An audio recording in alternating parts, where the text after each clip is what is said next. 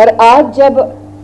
भारत के उस स्वास्थ्य और वेलबींग के इतिहास को हम देखते हैं तो कुछ बातें अपने आप में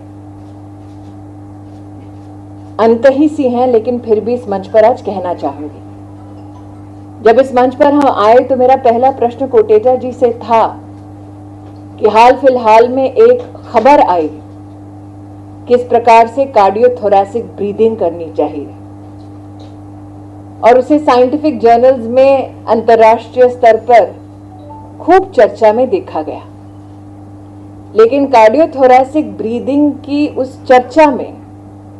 जब फोटोग्राफ्स बाहर आए तो जितने हिंदुस्तानी हैं उन्होंने उस फोटोग्राफ को देखकर कहा, अरे ये तो प्राणायाम है। तो जब हमारे देश में प्रधानमंत्री जी ने इस विषय को प्रस्तुत किया कि आए हम सब इस बात को समझें कि वेलबीइंग और होलिस्टिक हेल्थ जो अब एक ग्लोबल फिनोमेना है वो हमारे लिए यूनिवर्सल वे ऑफ लाइफ सदियों से सिविलाइजेशनली रह चुका है। मैंने कोटेचा जी से आग्रह किया कि कल्चरल कब्जा ना हो प्राणायाम पर, इसका आप ध्यान दें। आज जीआई का जमाना है और ये जीआई हिंदुस्तान के पास रहे, इसकी आप चिंता निश्चित रूप से करेंगे। होलिस्टिक वेलबीइंग और ग्लोबल हेल्थ के मार्केट साइज को अगर देखें तो आज ये समझ में आता है कि वर्तमान का आयुर्वेद का मार्केट साइज 1 लाख करोड़ रुपया है। और आज शायद महिला बाल विकास मंत्री के मुख से मार्केट साइज की बात सुनकर आपको अटपटा लगता होगा, लेकिन सत्य यह है कि जो इकोनॉमिक फोर्स है एक मार्केट के पीछे, वो कई बार डिटरमिन करती है कि कंज्यूमर किस ओर खींचा जाएगा। कार्डियोथोरैसिक ब्रीदिंग की बात कही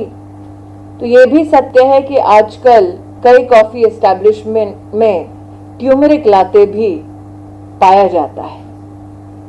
वर्षों पहले जब माँ हल्दी का दूध पियो कहती थी तो कितने बच्चे हैं जो नाक चढ़ा देते थे, और आज कितने हैं जो बड़े प्रेम से जाकर ट्यूमरिक लाते पीते हैं।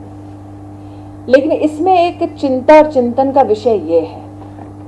what is it about our own way of life that we could not propagate well enough to our own youth or the younger generation?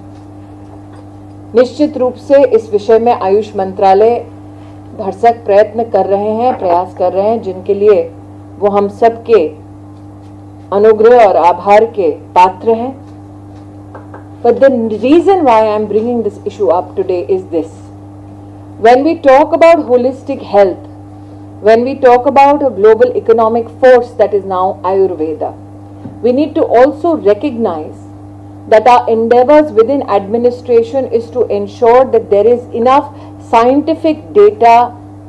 and comparison available for us to forcefully put forth the impact of Ayurveda.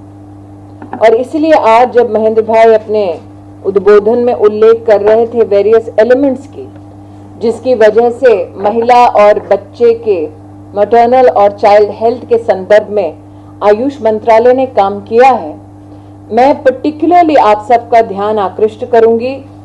Kotecha जी, आप सबके उस सहयोग और आप सबके उस प्रयास के प्रति जो बच्चे और अनीमिया से संबंधित है। आपने आईसीएमआर के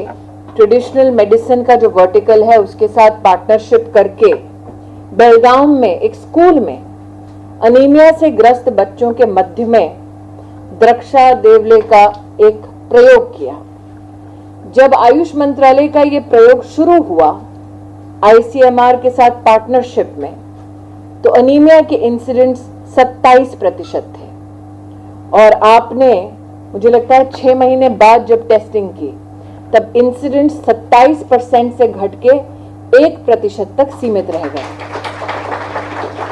लेकिन प्रधानमंत्री जी का और हम सबका इंसिस्टेंस रहता है